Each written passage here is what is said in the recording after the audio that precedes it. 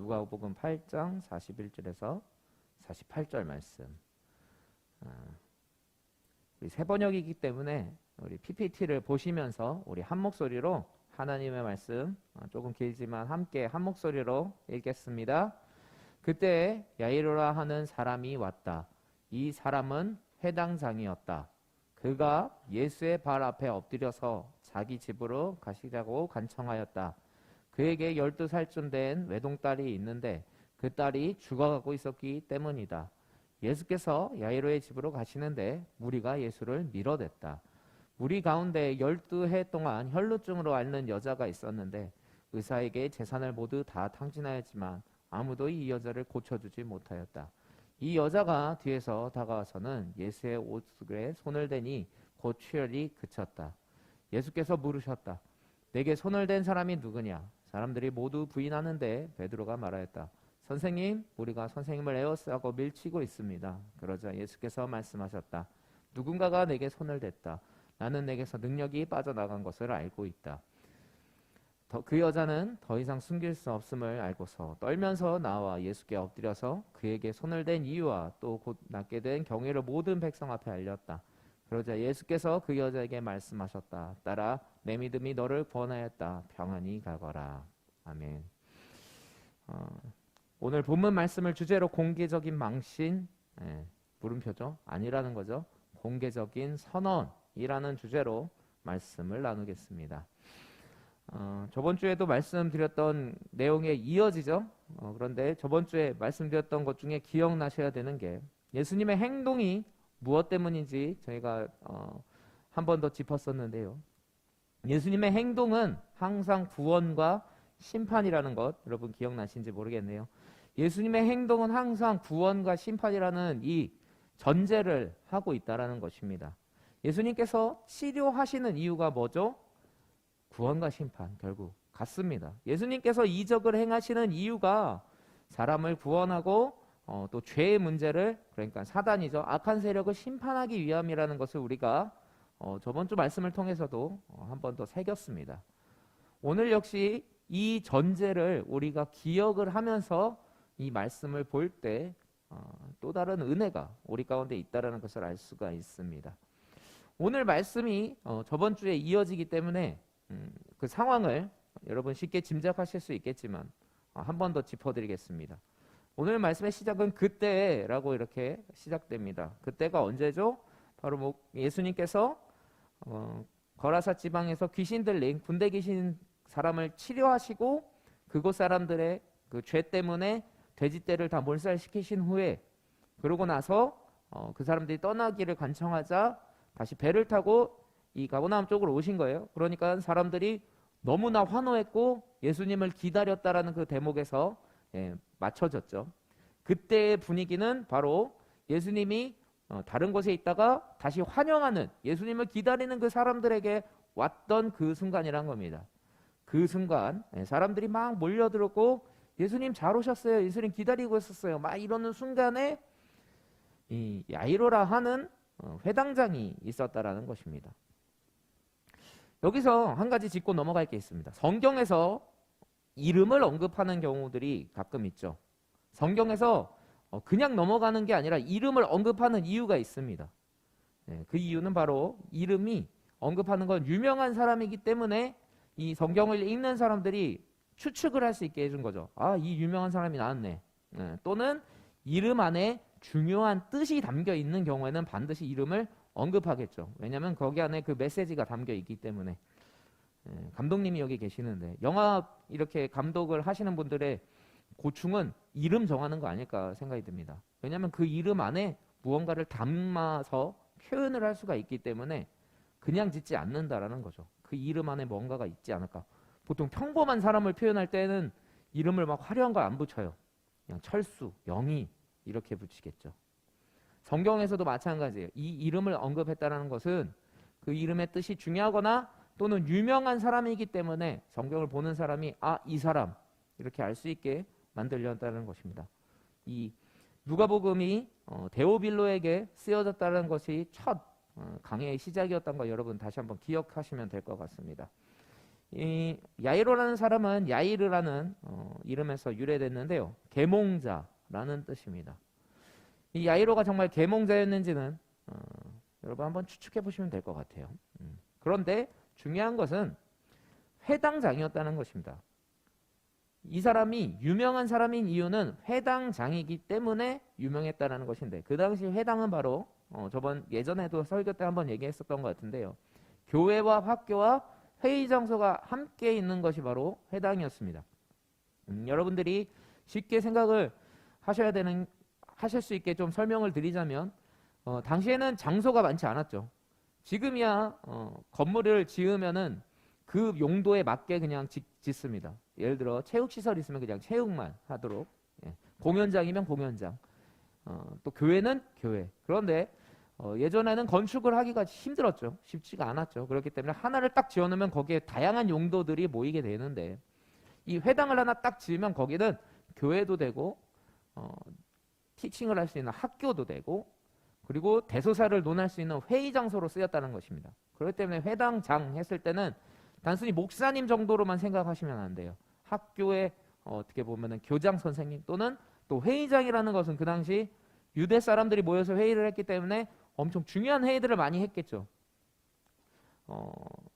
국회의원 또는 구청장 이 정도 급으로 생각을 하실 수가 있다는 거죠. 그렇기 때문에 야이로라는 사람은 그냥 단순히 야이로라는 사람이 있어 정도가 아니라 아주 유명한 사람이었구나, 되게 유명한 사람이었구나를 우리가 추측하면서 말씀을 보면 말씀이 좀 더 우리에게 다가옵니다. 그래서 야이로라는 구청장이 있었다.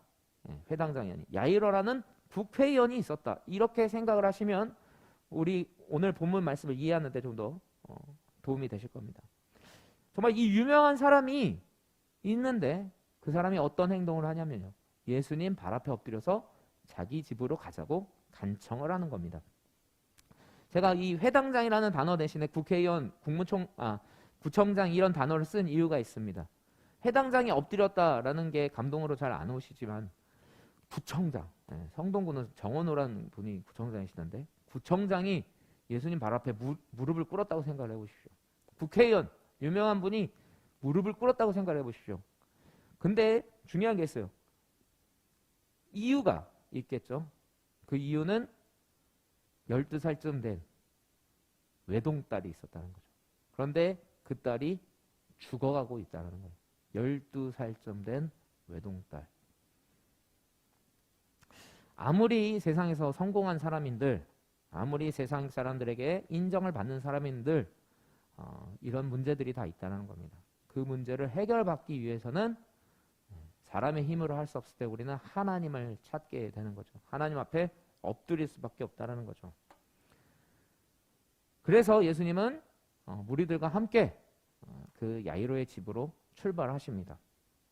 그런데 여기서 우리가 알 수 있는 것은 그때 그 분위기예요. 예수님의 인기와 분위기가 절정에 달하는 순간이죠. 생각해 보십시오.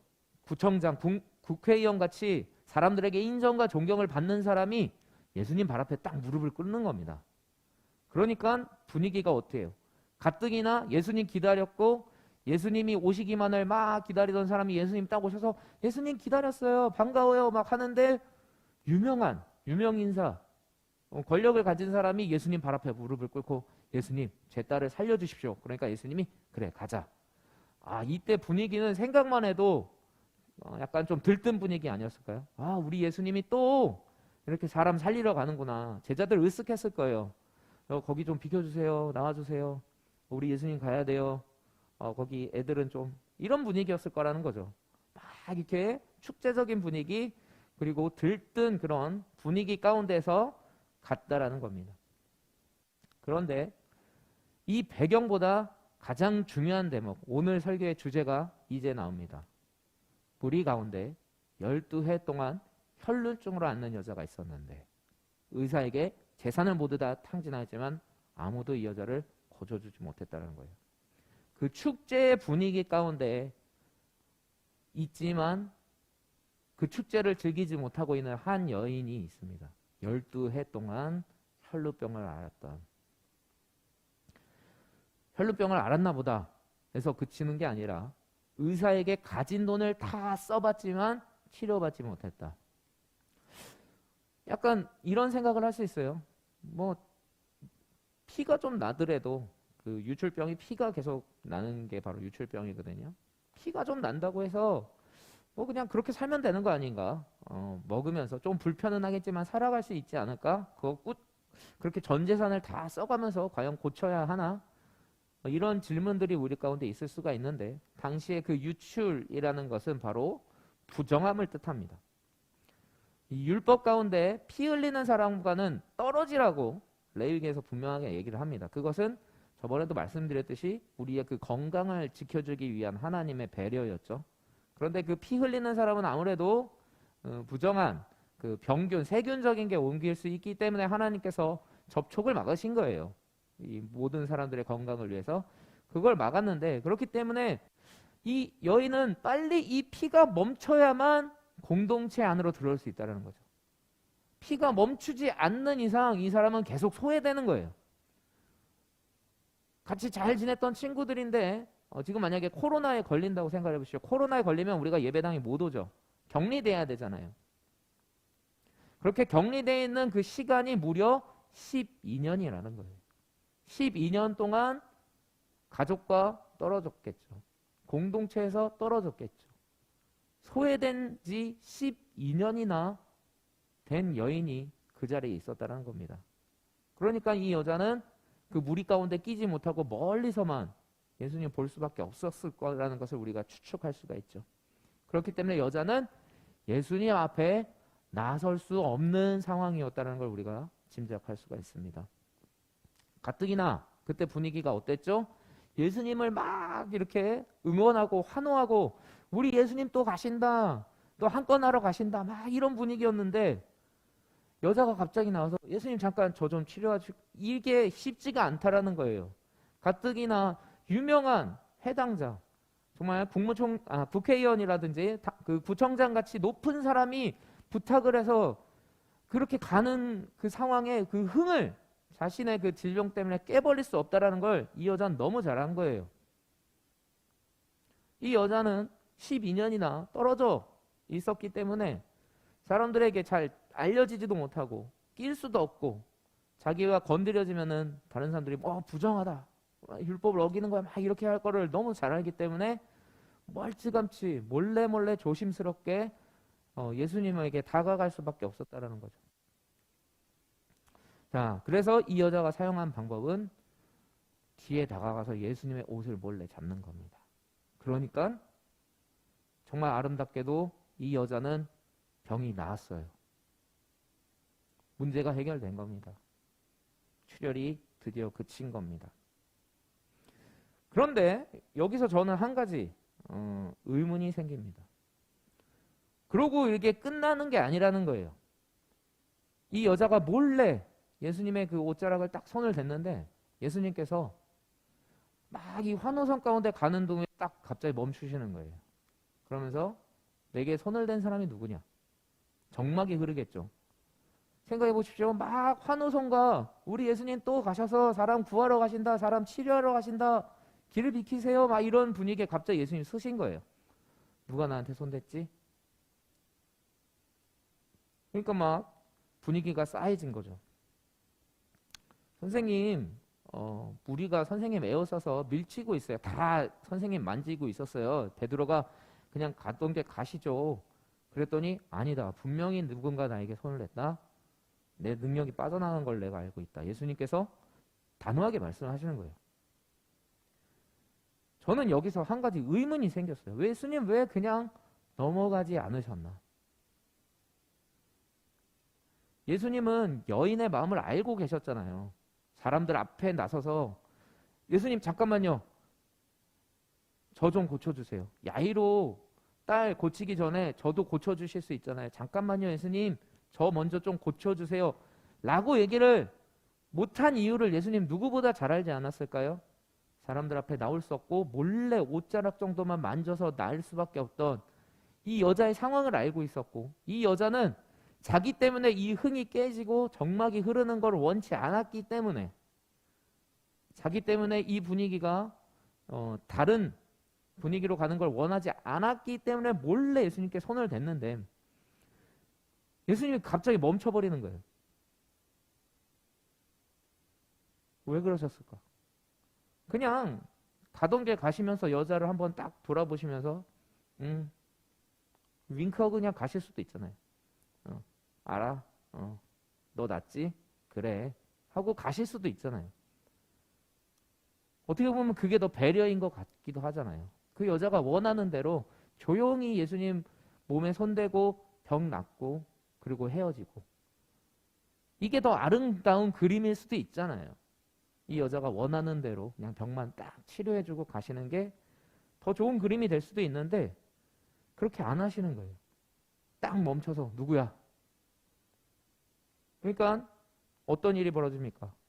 여자는 더 이상 숨을 수 없다는 걸 알면서 부들부들 떨면서 예수님께 엎드립니다. 그리고 손을 댄 이유와 낫게 된 경위를 모든 백성 앞에 알려줍니다. 왜 그러셨을까요? 예수님이 왜 그러셨을까요? 앞서 말씀드린 것을 기억하시길 바랍니다. 예수님의 행동은 구원입니다. 문제 해결이 아니라 구원입니다, 여러분. 예수님께서 우리 삶에 개입하셔서 건강의 문제 해결하시고 재정의 문제 해결하시고 모든 문제들 가운데 오셔서 해결해 주시는데 다 이유가 있는데 그것은 바로 구원 때문이라는 거예요. 이 여자가 예수님 몸에 몰래 손을 딱 대고 나와서 피가 멈췄네. 난 이제 다시 유대 민족으로 들어와야지. 가족을 만나야지. 회당에 가서 나도 예배 드려야지. 이렇게 할 수 있을 거예요. 그러나 예수님이 원하시는 것은 단순히 문제 해결이 아니에요. 그건 바로 예수님이 정말로 원하셨던 것은 12년 동안이나 겪었던 그 여자의 그 세월의 상처도 치료하길 원하셨다는 겁니다. 단순히 병이 낫고 그래 이제 나는 유대민족으로 다시 들어와야지 그 정도 수준이 아니라는 거예요. 그동안 겪어왔던 12년이라는 그 세월의 그 아픔까지도 다 해결해주고 싶으셨다는 게 우리 예수님의 마음이었다는 겁니다. 오늘 이 12년이라는 그 세월은 묘하게 우리에게 대조를 줍니다. 어떤 대조죠? 회당장의 딸, 12살 난 회당장의 딸과 12년간이나 부정한 여자. 단순히 그 12년 혈루병을 앓았던 여자가 그 대목, 그 상황의 치료를 받아야 되는 이유가 있다는 거예요. 앞서 그 야이로에 대해서 설명을 잘 드렸어요. 그 이유는 이 여자의 마음으로 우리가 조금 돌아가서 좀 그 상황을 보기를 원합니다. 자신은 이 출혈이 멈추지 않아서 12년이라는 시간 동안 가족을 보지 못했어요. 공동체 안에 들어오지 못했어요. 섞이지 못했어요. 소외되고 외로웠어요. 힘들었어요. 그런데 12살 난 딸이 아프다고 그 유명한 야이로라는 회당장이 예수님 앞에 제 딸을 살려주십시오 하는 그 모습을 보면서 그 여자의 마음은 어땠겠습니까? 나도 아빠가 있었는데 나도 낫고 싶은데 나를 위해서 무릎 꿇고 예수님 12년이나 제 딸이 출혈이 멈추지 않습니다. 제 딸을 고쳐주십시오. 이렇게 이야기하는 아빠가 나는 없네. 나를 잊은 건 아닐까? 너무 오랫동안 같이 못 있었으니까.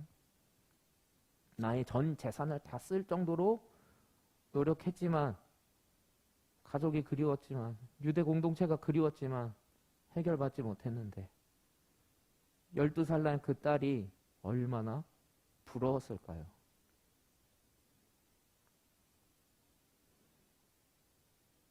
그래서 예수님은 이 여자가 병이 낫는 거에서 멈추시지 않으신 거예요. 이 여자의 그 상한 마음까지도 치료하고 싶으셨다는 거예요. 이 여자의 가장 중요한 치료는 이 피가 멈추는 거에서 끝나는 게 아니에요. 예수님은 이 여자에게 꼭 해야 되는 말을 하십니다. 공개적인 망신이 아닌 공개적인 선언을 하시는 거죠. 바로 죄송합니다. 중요한 말씀이 있었는데 저 빨간 글씨 아래에 나오는 글자를 보시길 바랍니다. 따라 내 믿음이 너를 구원하였다. 평안히 가거라. 지금 화면상 지금 나오지가 않았는데요. 저는 저 이 단어에 빨간 드래그를 했습니다. 나도 야이로처럼 나를 위해 무릎 꿇는 그런 아빠가 있으면 좋겠다. 12년이나 떨어져서 나를 잊었을 것 같은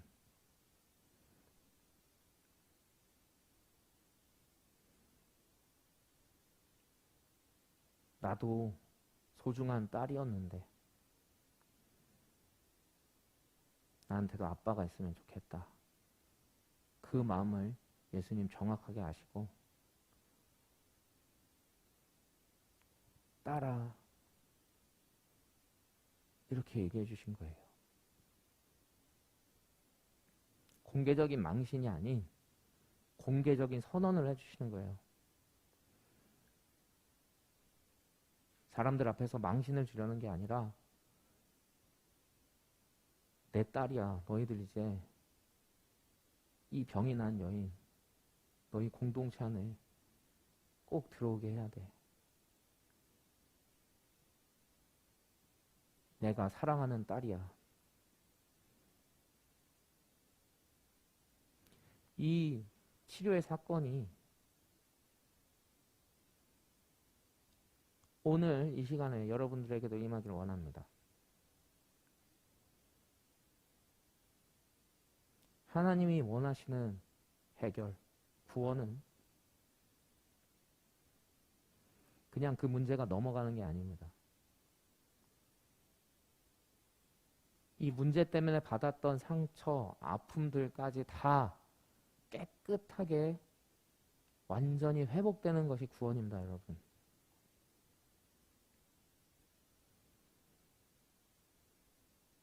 정말 오랜 시간 동안 기도했던 그런 기도 제목들이 응답되기도 하고 거절되기도 하는데 그것보다 더 중요한 게 있어요. 하나님은 그 문제를 통해서 여러분 구원하시고 그 문제 때문에 받았던 모든 상처를 사실 치료하기를 원하십니다.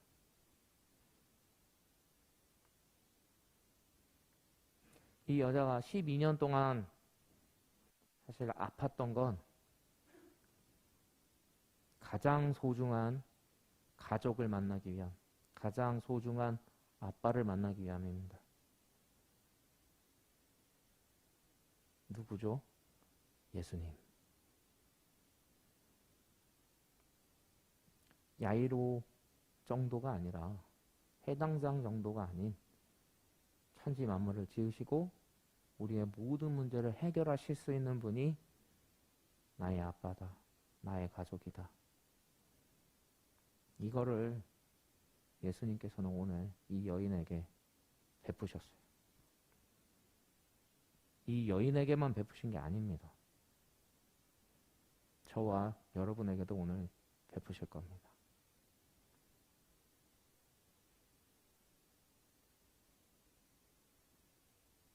저는 하나님 만났다는 그 사람들에게 부탁드리고 싶은 게 있습니다. 하나님 믿을 거면 정확하게 우리가 믿었으면 좋겠습니다. 우리가 가지고 있는 모든 문제, 우리가 가지고 있는 모든 아픔을 사실 하나님 예수 그리스도가 다 해결하실 수 있다는 걸 우리가 믿으셔야 될 것 같아요. 적당히 믿어서 그래 이렇게 살고 힘들지만 천국 가면 되니까 이 정도의 믿음이 아니라 우리가 가지고 있는 가장 근본의 그 문제를 치료하시는 분이 우리 하나님이세요. 여자는 사실 그 혈루의 문제가 아니었어요. 피가 흘러서 건강의 그 문제가 아니었어요.